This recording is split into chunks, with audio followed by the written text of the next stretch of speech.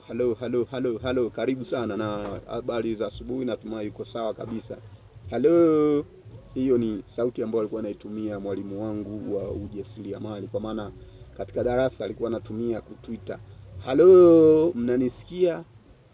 Kwa maana ili darasa liwe sawa na kipindi tulijifunza nini ujasiriamali na nini maana ujasiriamali. Tuanze hapo. Ujasiriamali ni neno pana kabisa, lakini unaweza ukasema ujasiriamali ni uongezaji wa thamani kwenye bidhaa.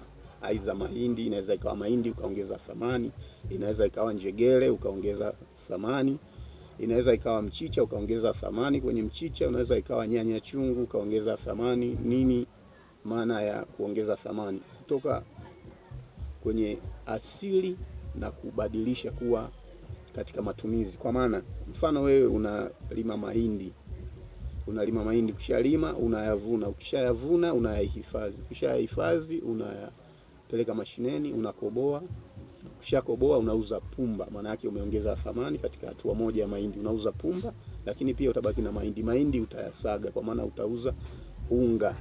Ukishauza unga, kuna watu watanunua unga, wataenda kuuza kwa maana ya kupata faida, na wengine. Maana yake umetoka katika hatua moja na kwenda kwenye hatua nyingine. Hiyo ni uongezaji wa thamani kwenye bidhaa. Hatua ya pili, mfano wewe unalima nyanya, mfano nyanya maji, unaweza ukaiongeza thamani kwenye hiyo nyanya maji. Utalima, itafika hatua ya kuvuna, ukishavuna utaitunza, maana yake utaisaga, utaipika, utaifunga, itakuwa kwenye kopo kwa maana ya kuongeza thamani, itauzwa kama kopo, maana yake haiwezi kuoza. Hiyo ni hatua ya pili katika kuongeza thamani. Sasa leo nazungumzia kipande kifupi cha ujasiriamali. Maana yake ni kuongeza thamani kutoka kwenye kitu asili na kuenda kwenye hatua nyingine.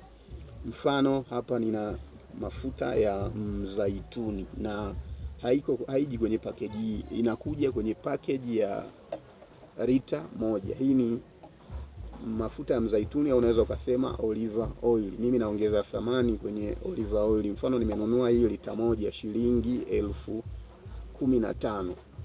Na nunua makopo kama haya hapa ambao ni mapya kabisa, kwa maana haya ya ujazo huu, na jaza mafuta ya olive oil. Mfano lita moja maximum nitatoa hizi chupa 20. Chupa nimenunua shilingi 15,000. Hizi chupa nanunua moja shilingi 250. Chupa 20 ni sawa na shilingi 5,000. Ukijumlisha pale itakuwa shilingi 20,000. Maana yake hizi lebo natengeneza za kutosha kopo 20. Maana yake lebo nitatengeneza lebo za shilingi 5,000. Ukiweka pale itakuwa shilingi ngapi? Maana yake itakuwa shilingi 25,000. Chupa 20 nitauza chupa moja shilingi 3,000. 3,000 mara 20 sawa na shilingi 60,000.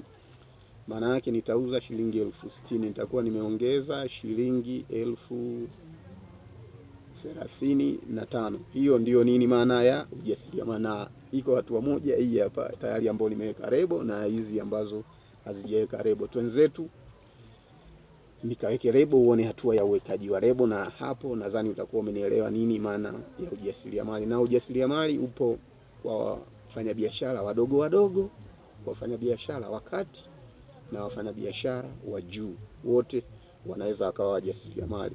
Na hapa kwenye wafanyabiashara kuna watu watabaki kuwa wafanyabiashara tu, na kuna watu watakuwa wafanyabiashara pia na wajasiriamali. Wafanyabiashara wajasiriamali ni wale wanaozalisha, wanaonunua na kuzalisha na kuuza. Wafanyabiashara ni wale wanaonunua tu na kuuza.